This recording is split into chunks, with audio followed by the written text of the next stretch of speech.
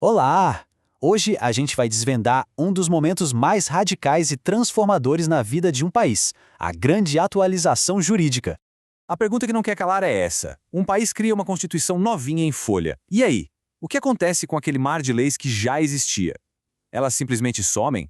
Continuam valendo? É um quebra-cabeça e tanto, né? Ok, para entender isso, vamos pensar juntos. A melhor analogia é imaginar a atualização de sistema mais importante que uma nação pode ter. É isso mesmo, igual ao que acontece no computador ou no celular. O novo sistema operacional chega e dita as regras para todos os aplicativos antigos.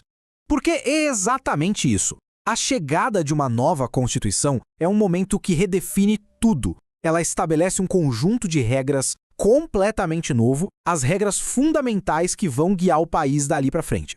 A partir do segundo em que ela entra em vigor, a nova Constituição se torna a lei suprema. Nada, absolutamente nada, está acima dela.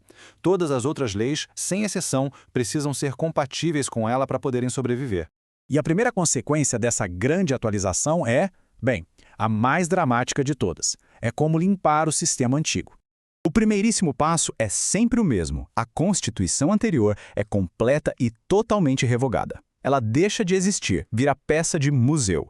Isso vale tanto para processos democráticos, como foi a nossa Constituinte de 1988, quanto para rupturas autoritárias. O passado constitucional é zerado. Certo, a Constituição antiga já era. Mas e as leis comuns, os códigos, os decretos?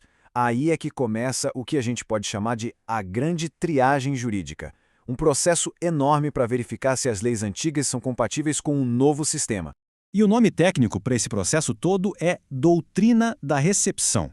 É, basicamente, o mecanismo jurídico que decide quais leis antigas, de nível inferior à Constituição, vão ser acolhidas pela nova ordem e continuar valendo.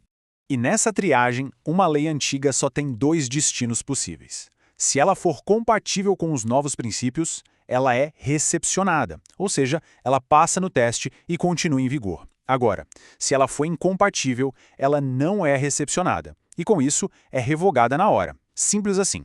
Vamos ver como isso funciona na prática, com dois exemplos bem claros do Brasil. De um lado, o Código Civil de 1916. Ele foi recepcionado pela Constituição de 88 e continuou valendo por um bom tempo. Do outro lado, o Ato Institucional número 5, o famoso AI-5 do regime militar.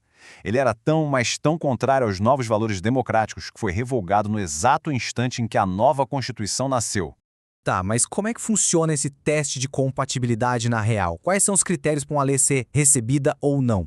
Basicamente, são dois requisitos. Primeiro, a lei precisava estar valendo quando a nova Constituição chegou. Parece óbvio, né?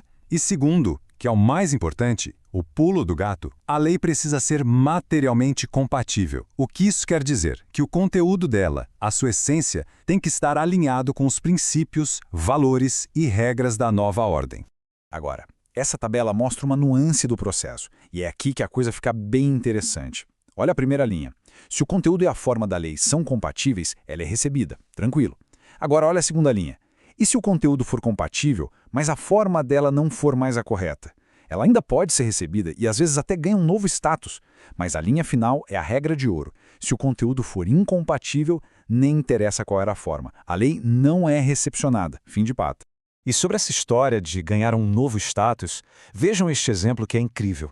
O nosso Código Tributário Nacional nasceu como uma lei ordinária, uma lei comum, mas o conteúdo dele era tão fundamental, tão alinhado com a nova estrutura, que a Constituição de 88 não só o aceitou, como promoveu ao status mais elevado de lei complementar.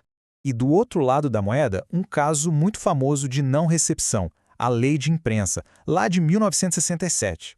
Ela até sobreviveu por muitos anos depois da Constituição, mas sempre esteve sob questionamento. E aí, finalmente, o Supremo Tribunal Federal bateu o martelo. A Corte entendeu que a Lei de Imprensa era materialmente incompatível com as novas e amplas garantias de liberdade de expressão que a Constituição de 88 trouxe. O resultado foi declarada não recepcionada, deixou de valer. Certo.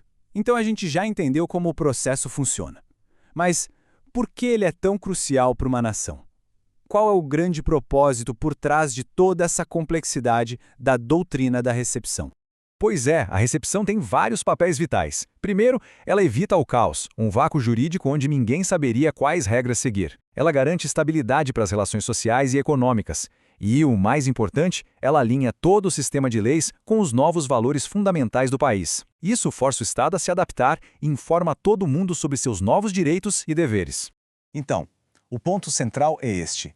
A recepção não é só uma faxina jurídica. É muito mais do que isso.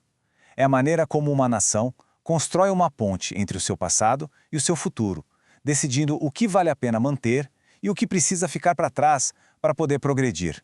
E isso tudo nos deixa com uma pergunta para a gente pensar. Quando uma nação aperta o botão de reset, como ela realmente decide quais partes do seu passado, da sua história jurídica, valem a pena ser salvas para construir o futuro?